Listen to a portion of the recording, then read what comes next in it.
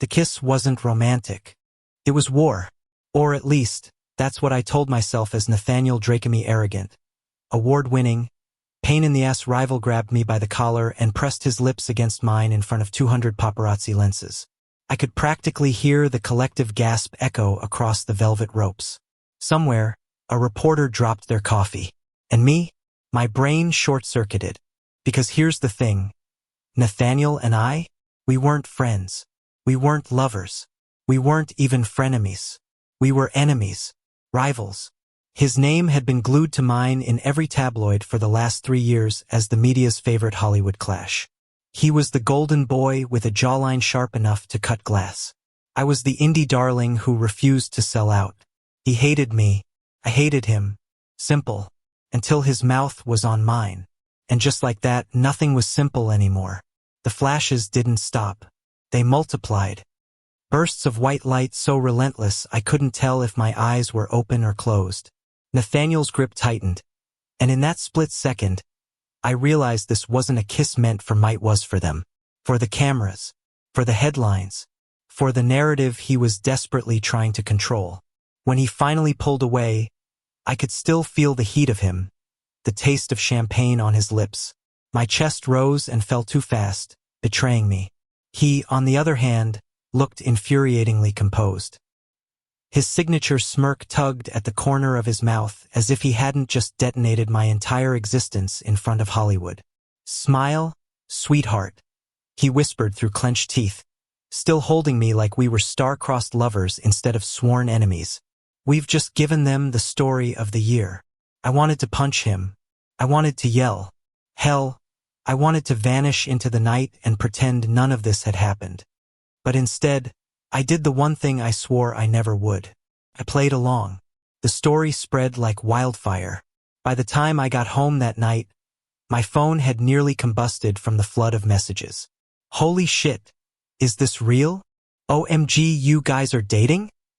I knew it. My Twitter feed was a battlefield of fan edits, conspiracy threads, and hashtags I wasn't emotionally prepared for. And then came the phone call. "Ethan," my manager groaned, voice tight with exhaustion. "We're going with it." I nearly choked on my leftover takeout. Going with what? The story. The kiss. The whatever the hell that was. "You and Nathaniel are officially Hollywood's new-it couple. His team called your publicists agrees mutually beneficial. You two will date for at least 6 months." My stomach dropped. "You can't be serious." "Oh, I'm dead serious. Your career needs the visibility. His needs the damage control. It's a win-win." "A win-win," I repeated, incredulous. "I have to fake date the one guy who once called my acting a community theater performance accidentally broadcasted on screen? That's your definition of winning. Smile for the cameras, Ethan. This could change everything." And just like that, my fate was sealed. The first official appearance came faster than I could process. A charity gala, black tie, the kind of event where the champagne costs more than my rent. I stood in front of my mirror, adjusting my bow tie for the 5th time, practicing my "I'm totally in love with Nathaniel Drake" face. When I got to the venue, he was already there leaning against a pillar like he'd been carved from marble, perfectly tailored tux catching every glimmer of light. His eyes found me instantly, a predator zeroing in on prey. "You're late," he muttered, stepping close enough that his cologne invaded my lungs. "You kissed me without consent on national television." I shot back. "We're not keeping score, remember?" For a moment, something flickered in his gaze, something almost human beneath the layers of arrogance. Then, just as quickly, it vanished. "Let's get this over with," he said, offering his hand. And for the first time in my life, I let Nathaniel Drake hold mine. The act was supposed to be simple. Hold hands, smile, sell the lie. But the lie didn't feel like a lie when his thumb brushed the back of my hand. It didn't feel like a lie when he leaned in close, his breath tickling my ear as he murmured fake sweet nothings for the reporters. And it definitely didn't feel like a lie when, later that night, he pulled me onto the dance floor under a chandelier of dripping crystals. His palm pressed firm against my back, guiding me through the slow rhythm. Cameras surrounded us, But for the first time since that disastrous red carpet kiss, I forgot they existed. "What are you doing?" I whispered, breath-catching.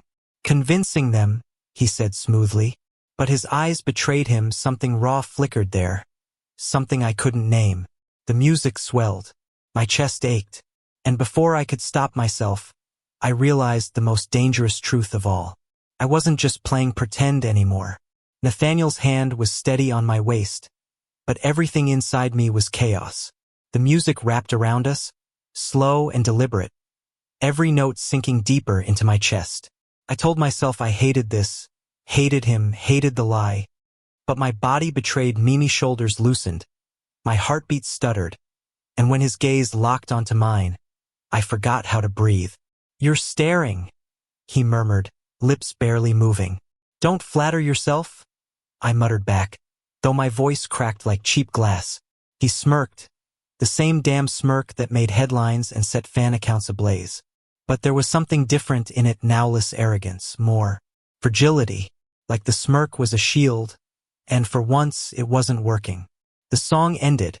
Applause scattered across the ballroom. His hand lingered on me half a second too long before he let go. And that half second was enough to undo me. The night dragged on in a blur of flashing lights, forced laughter, and reporters who shoved microphones into our faces with questions like, "When did you know he was the one?" Or who said, "I love you," first. Nathaniel played the part flawlessly.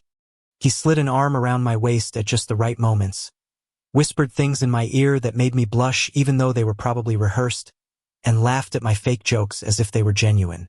He was a master of illusion, and I hated how easily he dragged me into his spell. By the end of the night, my cheeks hurt from smiling. When the last flashbulb finally dimmed, I collapsed into the back seat of the sleek black car waiting for us. Nathaniel slid in beside me, still composed, not a hair out of place. "Don't get too comfortable," I muttered. "This doesn't mean we're friends." He didn't answer right away, his gaze fixed on the passing city lights outside the tinted window. For once, the silence wasn't hostile, it was heavy, thick with things unsaid. Finally, he spoke. "I know." His voice was low, tired, human. "But it does mean you're stuck with me." I wanted to argue.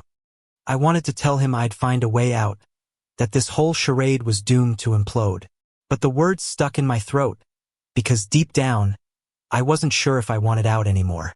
The next few weeks blurred into a whirlwind of orchestrated dates, paparazzi ambushes, and carefully timed, candid photos. Coffee runs where Nathaniel would hold my hand as if we'd been doing it for years. Movie premieres where he leaned down and whispered comments that made me choke on laughter when I wasn't supposed to.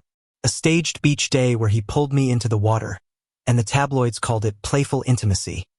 But for me, it was something else entirely raw, confusing, real. And through it all, I discovered something terrifying. Nathaniel wasn't the person I thought I knew. Yes, he was still infuriating, arrogant, impossible. But in the quiet moments, when the cameras weren't around, I caught glimpses of someone else. The way he absent-mindedly rubbed the scar on his knuckle when he thought no one was watching. The way his voice softened when he talked about his mom, who lived 3 states away and refused to step into the Hollywood spotlight. The way he always made sure I ate something before an event, sliding me granola bars with a gruff, "Don't pass out on me, rookie." It was unfair. It was dangerous. And it was happening whether I wanted it to or not. One night, after a late press event, we ended up at his penthouse. It wasn't supposed to happen. I was just supposed to grab my coat from his car. But he insisted I come up for a drink. The place was stunning. Floor-to-ceiling windows overlooking the city, art that probably cost more than my entire apartment complex, shelves stacked with awards and trophies. But what caught my attention wasn't the luxury. It was the mess. A half-finished script sprawled across the coffee table. Empty mugs lining the counter. A throw blanket crumpled on the couch. For once, Nathaniel Drake looked less like a star and more like a man. He poured us whiskey, settling beside me on the couch. For a long time, neither of us spoke. The city glowed beneath us, silent and alive. Finally, I broke the silence. "Why did you kiss me that night?" His jaw tightened, He stared at his glass as though the answer might rise from the amber liquid. Because I was cornered, he said finally. Rumors were out of control. Studio was breathing down my neck. And you were there.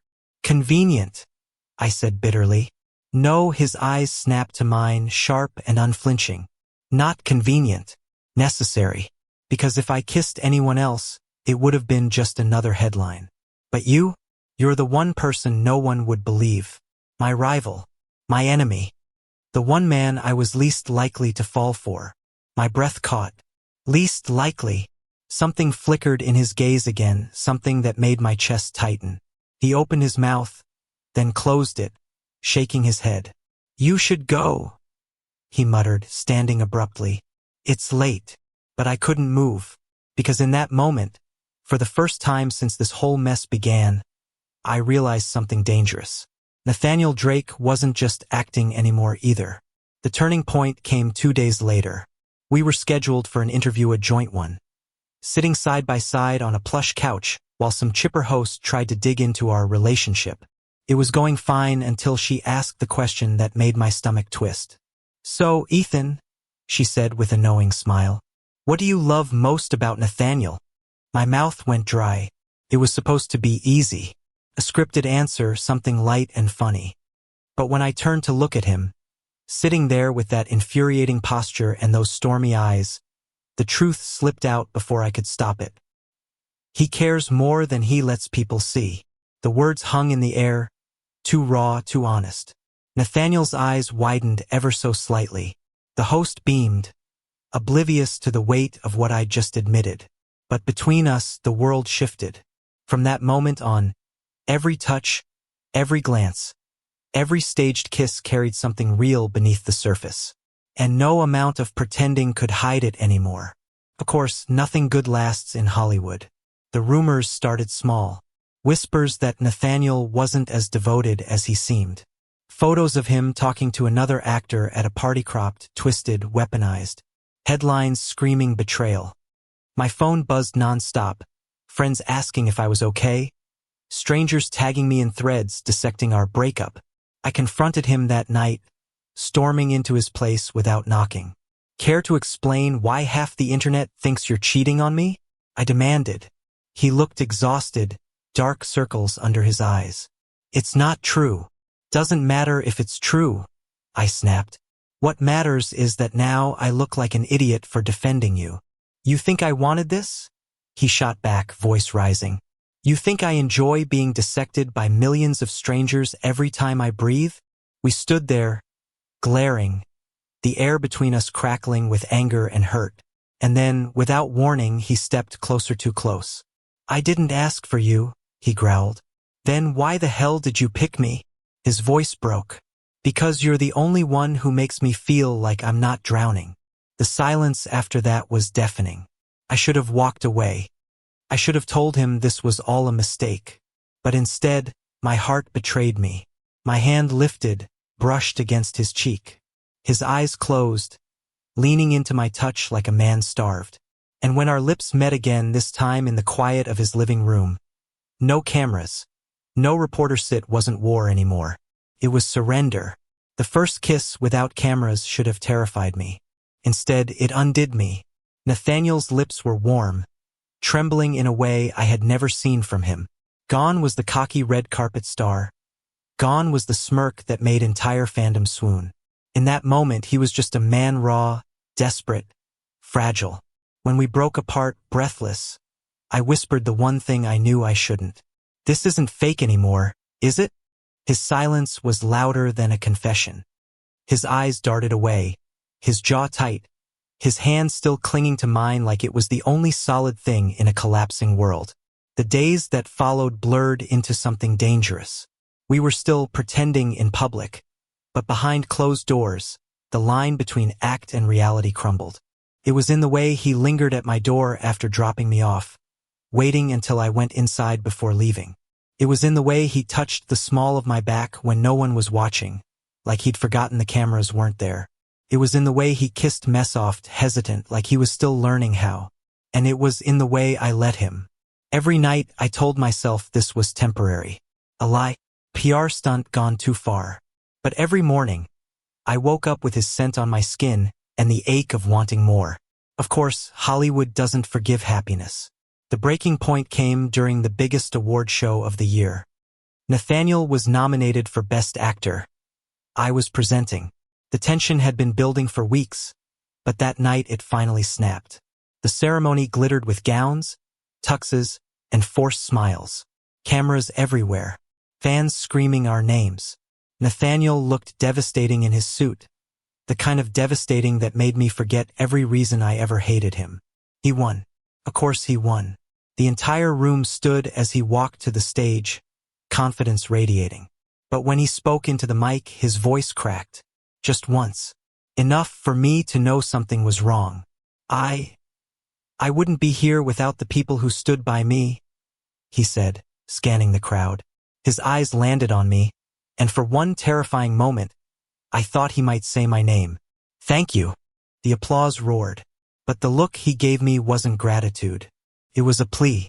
The after-party was chaos music too loud, champagne too sweet, laughter too fake. I found him on the balcony, cigarette in hand, though I'd never seen him smoke before. You're spiraling, I said quietly. He exhaled smoke into the night. You noticed. I notice everything, I admitted before I could stop myself. He turned to me, eyes glistening in the neon glow. Then you know I can't keep this up.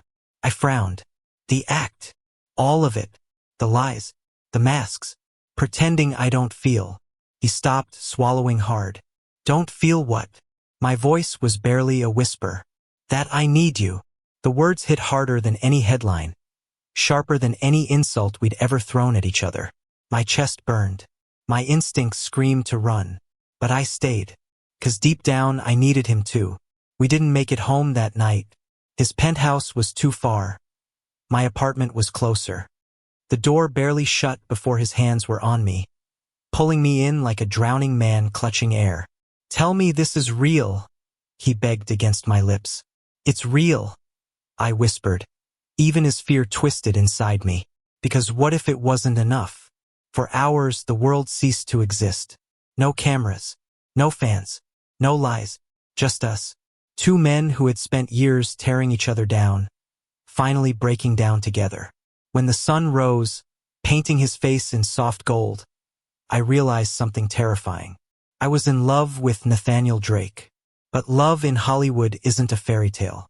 The next morning, my phone exploded with notifications. Photos of us on the balcony. His gaze fixed on me, mine on him. Headlines screamed, "Is it real?" Ethan and Nathaniel's secret moment caught on camera. My manager called before I could breathe. What the hell happened last night? Do you realize what you've done? I tried to explain, but what could I say? That the lie had become truth? That somewhere between hatred and headlines, I had lost myself to him? Nathaniel's team panicked. Mine demanded damage control. We were summoned to a crisis meeting, managers, publicists, agents circling us like vultures. This ends now, one of them snapped. The contract was 6 months. You've given the public their show. If this keeps going, it'll destroy both of your careers. Destroy us, Nathaniel shot back, voice like steel. Or destroy the version of us you created? The room fell silent. I looked at him, then really looked at him. And for the first time, I realized he was ready to burn everything down just to keep me. The question was I ready too? We left the meeting without speaking. The car ride was suffocating. I stared out the window, city lights blurring. He stared at me, jaw tight, hand clenched on his knee. Finally, he said, "Say the word, Ethan, and I'll walk away from all of it. The fame, the contracts, the lies. Just say the word." My throat ached. My heart screamed yes, but my head whispered no. Because walking away with him meant losing everything I had built, everything I had fought for. And I wasn't sure if love fragile, uncertain love was enough to fill that void. The silence stretched, heavy and unbearable. And in that silence, I felt the story we had written together begin to unravel. I didn't say yes.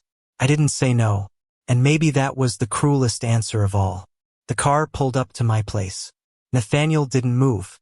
His hand hovered near mine, twitching like he wanted to reach out but couldn't.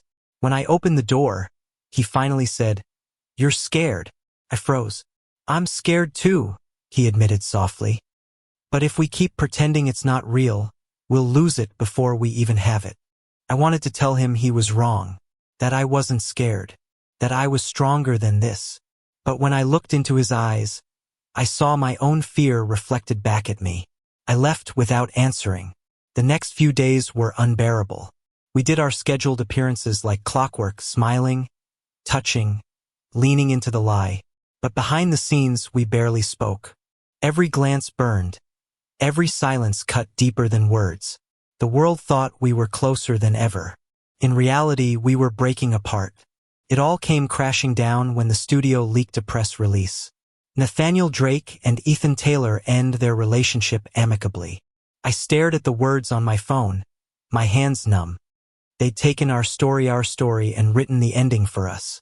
When I showed up at Nathaniel's place, he was already pacing, fury radiating off him. "They think they can control us like characters in a script," he spat, throwing the paper on the counter. "Like we don't get a say in our own lives." "Maybe they're right," I whispered, my throat raw. His head snapped toward me, eyes blazing. "Don't you dare." I flinched.